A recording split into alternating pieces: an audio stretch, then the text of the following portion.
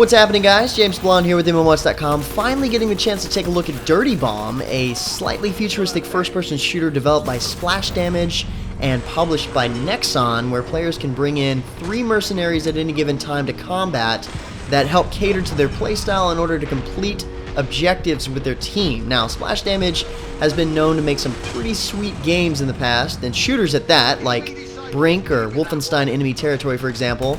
Dirty Bomb is very similar to Brink, especially the visuals and some of the movement mechanics like wall hopping and long jumps. So you're definitely going to see some familiar and possibly even improved upon features in this game. And with that said, Dirty Bomb has been a work in progress for a decent amount of time now, and it was a pretty big hit when they showed it off at PAX Prime 2013, but the game has kind of been in the dark since then. It also went from being called Dirty Bomb to Extraction for a little while, then back to Dirty Bomb again for whatever reason.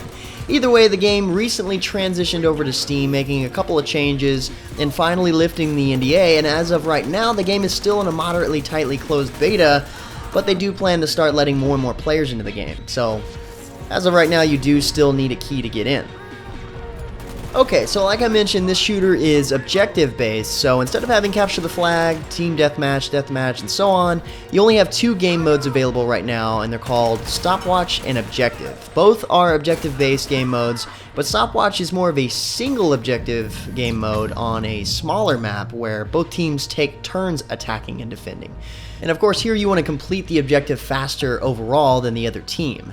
Now, objective game mode, on the other hand, features much larger maps and more objectives spread across the entire map. And this one can get a little bit more lengthy depending on how well the attackers are doing, which is going to determine the overall match length. Plus, it's really nice having the objectives shown to you before each match, like so. First, disable their EV. Then stop them escorting it to the construction lift. Then stop them from delivering EMP charges to the servers. And one nice thing right off the bat, and something they added in with the transition over to Steam, along with Steam integration, of course, is ranked matchmaking by joining the quick play option here, or you can browse the servers freely between US East and West, Europe, and then you even have 2 Australian servers to choose from. I can say, though, that being in closed beta, right now the matchmaking is as good as it's going to get due to the player pool being smaller, so competition in the game is fairly tough no matter what match you hop into. On top of that, the game is really team-oriented, so it's really crucial to focus on objectives, and with the stiff competition in place right this second, a lot of times you'll see a lot of teams forgetting to actually go for the objectives, but that you can probably expect to see change as the game goes into more public release. Then you'll have a lot better matchmaking. So for now, they've suggested times to play to get the most out of the matchmaking, which is nice.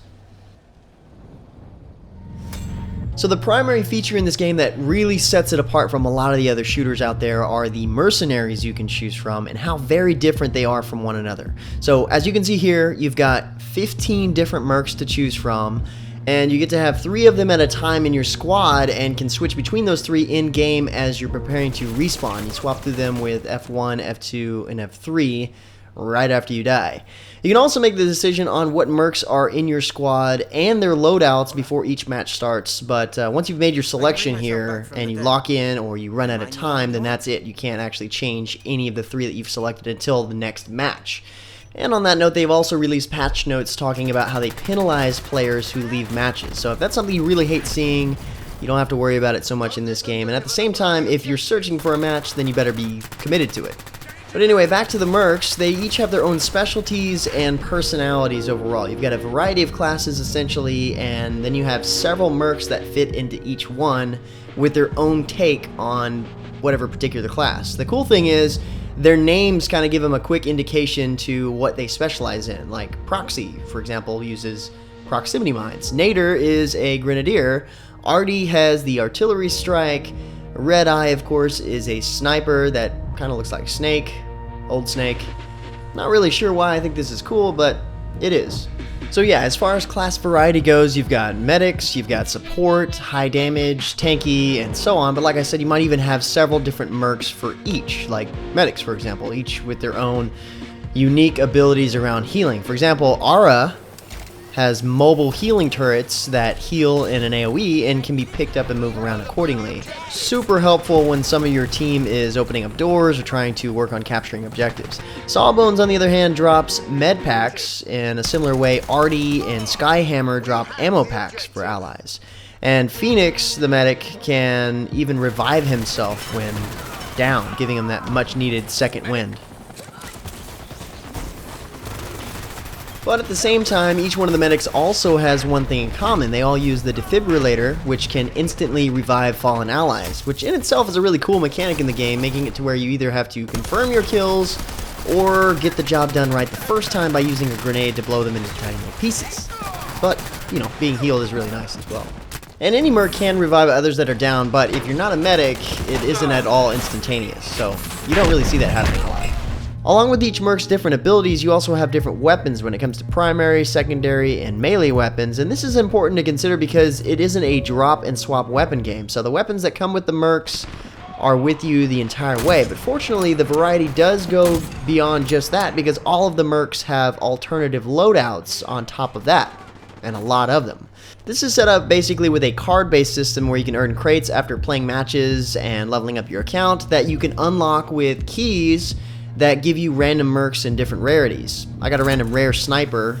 Too bad I suck at sniping in this game, but these loadout cards give you a lot more variety when it comes to your mercs, so you might find one that works according to your playstyle even better than the original.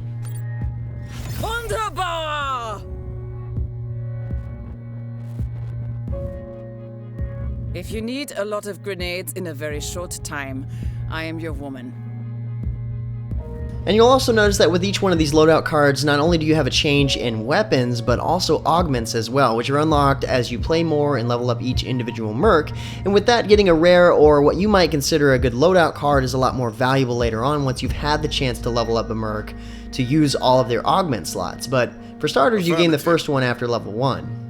And the augments themselves are set up like passives that help you with various things like reducing the delay until health regen starts by a third, or increases the amount of overall mags you can carry as an example. So yeah, having all 3 slots is definitely going to be nice.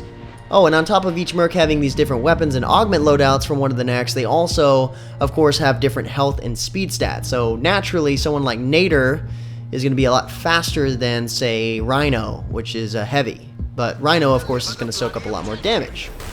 Overall, my favorite mercs based on my playstyle so far in this game have been Fragger, Skyhammer, Thunder, Rhino, and Bushwhacker. I do better in this game with mercs that can get in and deal a lot of damage, spray a bunch of bullets, throw grenades, and have some sort of health backing them up.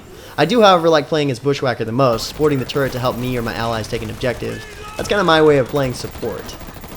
As far as comparing this to other FPS games, I'm really liking the game mechanics here. There isn't any slide shooting like you might find in Warface, for example. There's no built-in wall hacks, for example, like you might find in Blacklight Retribution. But in Dirty Bomb, the maps, especially Dome and Terminal maps, have a variety of ways to get to each objective, which is nice, makes things exciting. And with that, you also have the wall hopping mechanic, which is fun to mess with, and I'm sure a lot more practical for players that are really good at the game, unlike me. But either way, it's a cool mechanic that they've added in, and I think later on it's really going to make a difference. But yeah, there are like 5 or 6 different maps spread across both game modes. My favorite is Terminal and Dome, like I mentioned, and Dome is a blackout map, and that's why it looks this way. It's kind of cool, actually.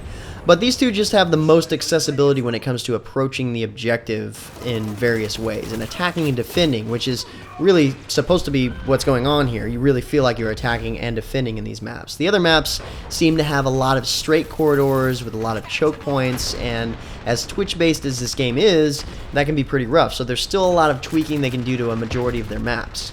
Now, one other feature that I like to point out is that I really like the kill shot and death view style they have going on in this game. Your merc and the merc that shot you basically turn into these holograms and shows you the entry wound kill shot and the path of the bullet. And you can rotate it around to really get a view on how you just died. It's pretty cool, actually. Like, kind of like Blacklight Retributions, but better in my opinion. So as of right now, there isn't a cash shop in the game, and anyone in the current beta has access to all the mercs, whereas once they go to the next beta stage, you'll have to unlock them via playing the game or purchasing them, I'm guessing. And soon, they plan on resetting all the current progression, and when that happens, you'll have free merc rotations, starting with 3 original mercs. Now, my thought is, on the cash shop, it's going to be set up like a split combination of trading card games, and maybe even champions in a MOBA type setup, where you buy card packs, or crates as they like to call them in this game, to open up with keys that you may or may not have to purchase, hopefully not. And these crates will give you a random merc with a random loadout, and then you'll probably be able to purchase the dry and basic versions of each merc just to have that much variety. Now the nice thing is, the balancing between the mercs is set up nicely so far, and it seems like the cash shop is going to be not only fair, but probably really well done. This is my guess. But anyway, guys, that's my look at the game. Overall, I really enjoy it. The visuals are nice, the mercs have a ton of personality, therefore giving you a lot of variety, especially with the various card-based system and the loadouts. Tie that into a fair cash shop, and so far this game has a lot going for it. Sadly, I just suck at it. But practice will help, and because I enjoy the game, I'll probably keep practicing. Thanks for watching, guys. If you're looking for more information about Dirty Bomb, you can always pick that up at the game profile at MMOHuts.com. But until next time, guys, that's going to be it for me. I'm James Blonde. See you out there, gamers. Ah, well.